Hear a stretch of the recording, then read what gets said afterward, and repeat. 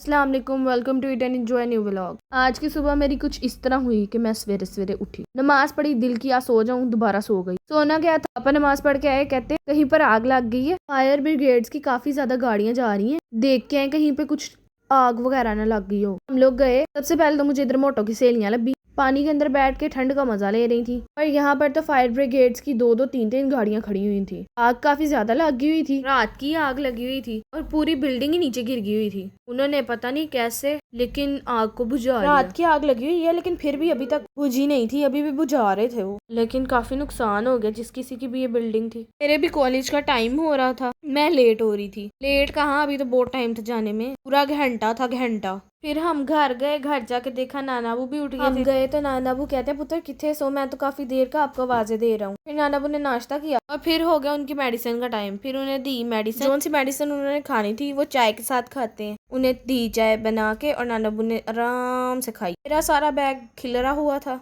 फिर मैंने पकड़ा अपने बैग को, साथ साथ नोट्स के अलग से पैसे पकड़े, फिजिक्स के नोट्स चाहिए थे। फिर मैंने पकड़ा बैग, पैक करके निकल गई कॉलेज। आते हुए पापा ने मुझे कई का सिट्टा, कि पापा को पता है वो मुझे बहुत पसंद है, फिर मैंने वो खाया। थोड़ी देर बाद पापा ने हिजाम को ले आए और उनसे नानाबू की कटिंग करवाई और साथ साथ मुछ दाढ़ी भी लवाई। और नानाबू के इतने बाल जाया हुए थे, साढ़े घर आलिया ना पता नहीं की हो गया। कितनी बार कहा छोटे बाल ना करवाया करें, नानाबू कमजोर लगते हैं लेकिन फिर भी। खैर मम्मा ने नानाबू के कपड़े प्रेस किए, पापा ने नानाबू को नहलाया और फिर उसके बाद मम्मा ले आई अंदर से इत्र। फिर नानाबू को अतर भी लगा दिया क्योंकि आज जुम्मा था। जुम्मा मुबारक आप सबको मेरी तरफ से। फिर उसके बाद पापा ने नए ऑर्डर के जैकेट्स को काटना शुरू किया, कपड़े को, जो कि बन रही है ब्लू, ब्लैक और पता नहीं केड़ा केड़ा रंग, ब्लैक ही है पता नहीं। खैर कपड़ा खोल के तो इस सारे कपड़े की तय लगाई। आज तो बस 2 कलर्स की कटिंग हुई है, कपड़े की तय लगाई। फिर उसके बाद जिस कपड़े के ऊपर लेबल ट्रेस किए हुए थे उसको ऊपर रखा। जब इसकी कटिंग करना शुरू की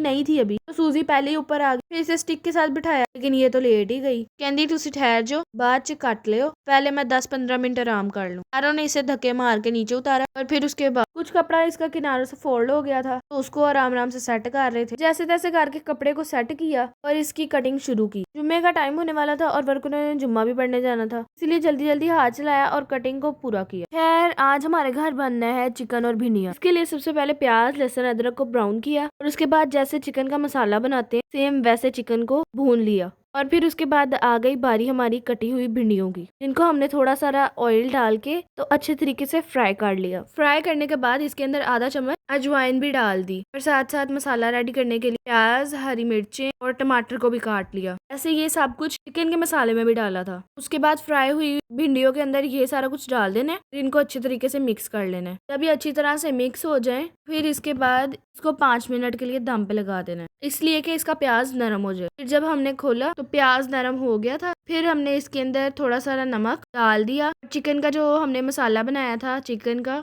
वो भी हमने ऐड कर दिया और फिर इसको अच्छी तरह से मिक्स किया। इतनी अच्छी तरह से मिक्स किया, इतनी अच्छी तरह से मिक्स किया कि वो सही वाला मिक्स हो गया। और फिर इसको हल्की आंच पे पकने के लिए रख दिया। अब हम लो फ्लेम पे पकाएंगे तो ये हल्की हल्की पकती जाएंगी, साथ साथ मिक्स होती जाएंगी। इसके बाद इसमें डालना है थोड़ा सारा जीरा, थोड़ा सारा गरम मसाला और 1 चम्मच सूखा धनिया। फिर मैं अकेडमी चली गई थी खाना खाए बगैर ही। फिर मैं आई थी तकरीबन 6 बजे। फिर नानाबू से आई, मिली। नानाबू कहते बेटा किधर गई थी? मैंने कहा नानाबू पढ़ने, मुझे भूख लग गई थी, मैं तो अंदर दौड़ती हुई गई। मैंने कहा बस खाना ला दे। कोको बेचारा भी हमारा बैठा हुआ था, आंखें चेक करें, मुंह धोने से डरता है, रोज मुंह धुलाते हैं। सूजी को आवाजें दे रही थी, कोको दराज के पास जाकर बैठ गया। दराज खोला तो सूजी अंदर बैठी हुई। मैंने कहा माशाल्लाह ने यार डेरा लगा लिया बाजी ने, और सारे बर्तन भी खल्लास हो गए। मैंने दराज बंद किया। इतनी देर में नानी माँ आ गई, कहती क्या हुआ, क्यों बोल रही है? मैंने कहा सूजी के काम चेक कर ले। नानी माँ कहती बाहर निकालो बर्तन गंदे हो रहे हैं। मैंने कहा बैठने दे, कोई बात नहीं। बेचारी पता नहीं कितने दिनों बाद किसी खाने वाली चीज के ऊपर बैठी है। नानी माँ ने मगरिब की नमाज पढ़ी, मैंने भी पढ़ी। फिर हम लोगों ने मिल के भिंडी चिकन